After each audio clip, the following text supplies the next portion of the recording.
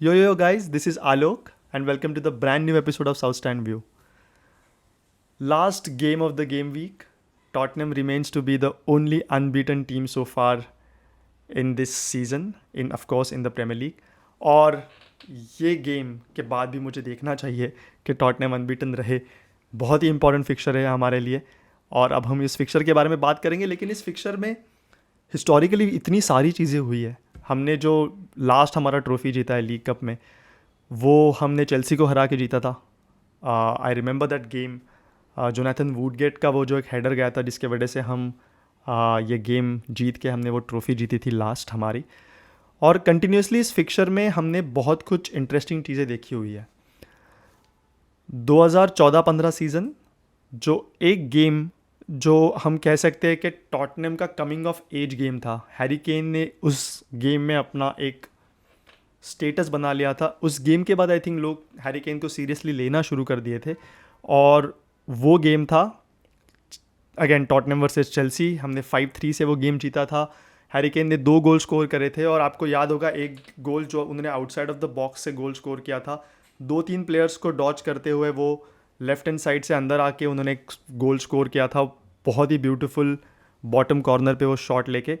और वो गेम ऐसे माना जाता है कि टॉटनहम का पोचेटिनो के अंडर एक coming of age kind of game. Exactly next season हमें एक बहुत ही कॉन्ट्रोवर्शियल गेम देखना मिलता है, of course battle of the bridge. उस गेम में ड्रॉ होने की वजह से हम टाइटल रेस हार जाते हैं. बट बहुत सारी चीज़ें उस गेम में होती है जिसके वजह से ये गेम बहुत ज़्यादा कॉन्ट्रोवर्शियल बन जाता है. हम उसके बारे में भी बात करेंगे थोड़ा सा. और of course very recent game, Antonio Conte versus Tuchel. उस गेम में भी बहुत सारी चीज़ें होती है. रोमेरो कुकुरेया के बाल खींच लेता है, उसको कार्ड नहीं मिलता है. वो गेम ड्रॉ होता है. ऑफ कोर्स हम बहुत ही लेट इक्वलाइज़र हम लोग स्कोर करते हैं. और वो हैंडशेक के वक्त जो टूकल और कॉन्टे के बीच में जो एक झगड़ा होता है, उसके 2-3 गेम्स के बाद ही टूकल को सैक किया जाता है.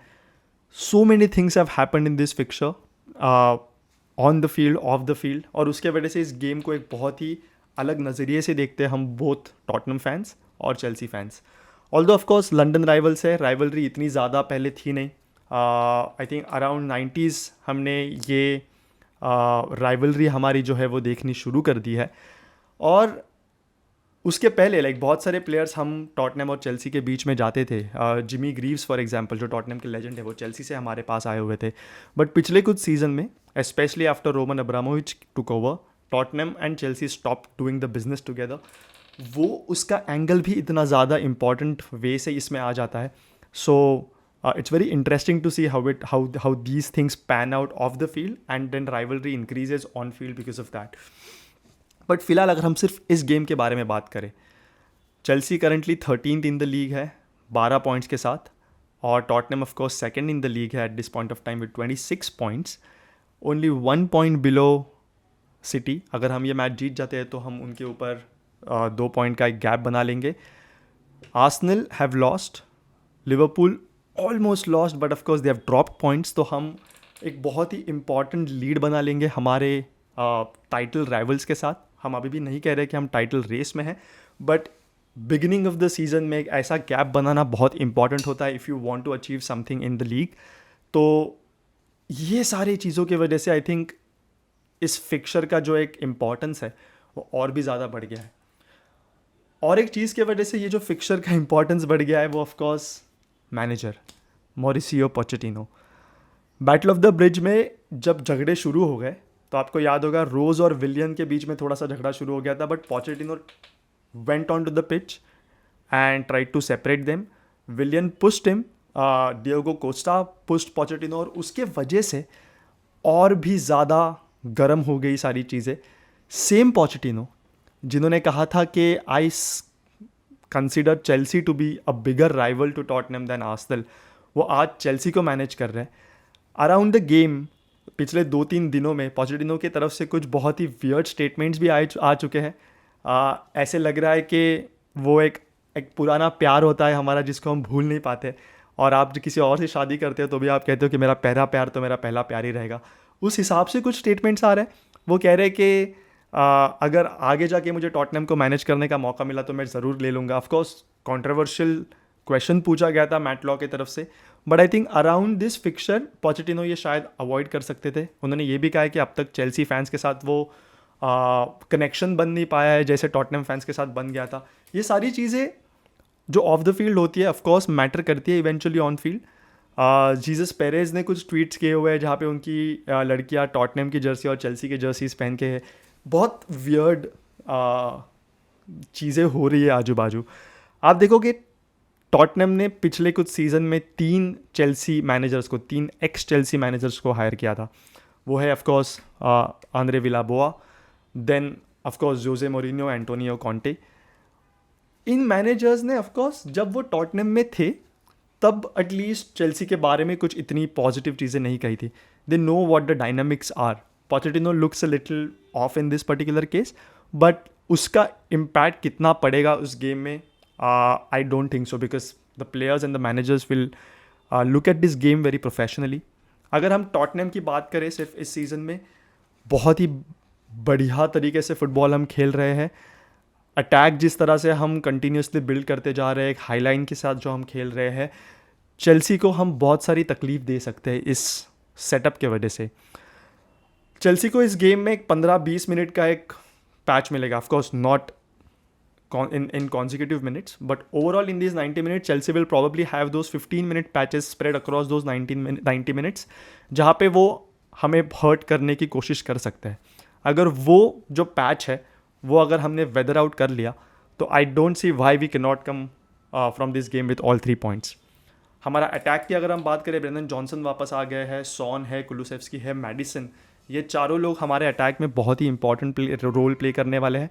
बेंटांकुर की वापसी एक बहुत ही पॉजिटिव चीज़ है हमारे लिए, बिकॉज सेकेंड हाफ में जब वो आएंगे तब वो गेम को एक अलग डायनामिक ऐड कर सकते हैं.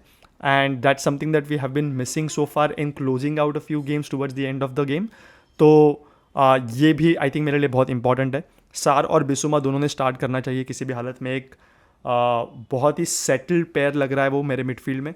एंड एक कहावत है जैसे कि don't try to mend what is not broken. And I feel ये जो कहते हैं उसी के हिसाब से हमारी जो स्टार्टिंग 11 है वो कायम रहनी चाहिए विदाउट चेंजिंग एनी थिंग्स. उडोगी शायद इस मैच को खेलेंगे. अगर उडोगी खेलते हैं तो बहुत बहुत ही ज़्यादा इंपॉर्टेंट हो जाएगा हमारे लिए, बिकॉज उनकी जो फ्रंट थ्री है चेल्सी की, उनके पास एक अलग पेस है और एक बहुत विड्थ के साथ वो खेलते हैं. मुद्रिक, स्टर्लिंग, कोल पाल्मर, ये तीनों लोग हमें बहुत ही ज़्यादा हर्ट कर सकते हैं विद देयर पेस. और उनका जो मिडफील्ड है, आई थिंक इस सीज़न में सो फार हमें एक पहली बार ऐसा मिडफील्ड मिलेगा जो हमें at least on paper toe to toe match कर सकता है. गैलेगर का मैं पर्सनली बहुत बड़ा फ़ैन हूँ और वो बहुत अच्छा काम कर रहे हैं under Pochettino. Pochettino is using him very cleverly. फिर आपके पास है एंजो फर्नांडेस, काइसेडो. ये प्लेयर्स जो है वो हमारे मिडफील्ड को न्यूट्रलाइज करने की उनमें ताकत है, उनमें कैपेबिलिटीज़ है. और उसी का मुझे डर लग रहा है कि ये मिडफील्ड बैटल कैसे होगा, बिकॉज हमारा जब अटैक होता है, जब बिल्डअप होता है, तब हम मिडफील्ड जो है वो ओवर क्राउड करते हैं. और ये देखना मुझे इंपॉर्टेंट रहेगा कि अगर वो बॉल हमसे विन कर लेते हैं, how do they spread it to their wings quickly and try to attack us on counter. Micky van de Ven का पेस यहाँ पे बहुत काम आने वाला है हमारे लिए. अगर हम उनके डिफेंस की बात करें, रीस जेम्स शायद इस गेम को खेलेंगे, बट उसके बावजूद बेन चिलवेल की इंजरी है. उनका गोलकीपर जो है फॉर एग्जांपल, मुझे बहुत ही ज़्यादा उन पे विश्वास नहीं है. चेल्सी ऐसे टीम्स के साथ स्ट्रगल करती है जो सिट बैक करते हैं, बट उसके बावजूद चेल्सी का डिफेंस जो है वो भी कुछ बहुत ज़्यादा स्ट्रॉन्ग मुझे लग नहीं रहा है. तो अगर वो एक हाथ दो गोल हमारे अगेंस्ट मार भी देते हैं तो they pretty much have the capabilities of conceding 3 to 4 goals. तो उसके लिए मुझे ऐसा लग रहा है कि एक ब्लॉकबस्टर PL गेम हमें देखने मिलने वाला है.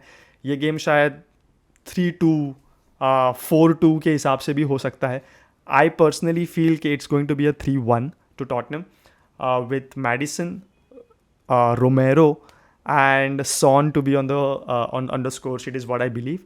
ये जो थंबनेल है मेरा, how to get over your ex, अगर पोचेटिनो चेल्सी जाने के बाद अगर बहुत अच्छे से परफॉर्म करते और अनफॉर्चुनेटली अगर हमारा ये जो गैम्बल था एंज पोस्टेकोग्लू के साथ, आई डोंट थिंक गैम्बल कह सकते उसको, बोर्ड ने तो बहुत ही एक थॉट थ्रू डिसीजन लिया था, बट अगर ये किसी रीज़न की वजह से अगर ठीक से नहीं चलता with Kane departing and all of that, I think हमें बहुत ज़्यादा दुख होता और इस गेम को फिर हम एक अलग एंगल से देखते. बट फिलहाल because Tottenham are absolutely flying and Chelsea are struggling, तो मेरे ख्याल से वो जो एक प्यार था पोचेटिनो के लिए, वो शायद थोड़ा हमें दुख नहीं हो रहा है कि वो चेल्सी को मैनेज कर रहे हैं अभी. उसका मतलब ये नहीं है कि हम पोचेटिनो को एक अच्छा रिसेप्शन नहीं देंगे. During the game, during those 90 minutes, he is going to receive help from our fans in the stadium. But before the game, after the game, I'm pretty sure he will receive a nice welcome at the new stadium. New stadium में unfortunately वो ज़्यादा time रुक नहीं पाए थे. 2019 जब हमने formerly properly full season जिस साल से हमने खेलना शुरू कर दिया, उसी सीज़न उनको सैक कर दिया था. But those Champions League nights, those two title races that we were involved in because of Pochettino, that front four of Dele, Eriksen, Son, Kane, Tottenham का पिच लास्ट डेकेड में जो भी on pitch, in not in terms of trophies, but जो एक success हमने देखा है from moving from those that Europa League places to Champions League places, उसका बहुत बड़ा योगदान जाता है ऑफकोर्स पोचेटिनो को, और उसका हम हमेशा we would be thankful for that. But इस गेम में we are not going to be any soft on him. We are going to raise help for him. और ये देखना बहुत ही इंपॉर्टेंट और बहुत ही इंटरेस्टिंग होने वाला है मेरे ख्याल से कि how do we manage this. अगर हम चेल्सी को हराते हैं तो I think we can be considered as a good title contender, क्योंकि उसके बाद हम वुल्व्स को खेलते हैं, एस्टन विला को खेलते हैं. एस्टन विला नॉटिंघम फॉरेस्ट से हार गई है. We now know that they are not unbeatable of course.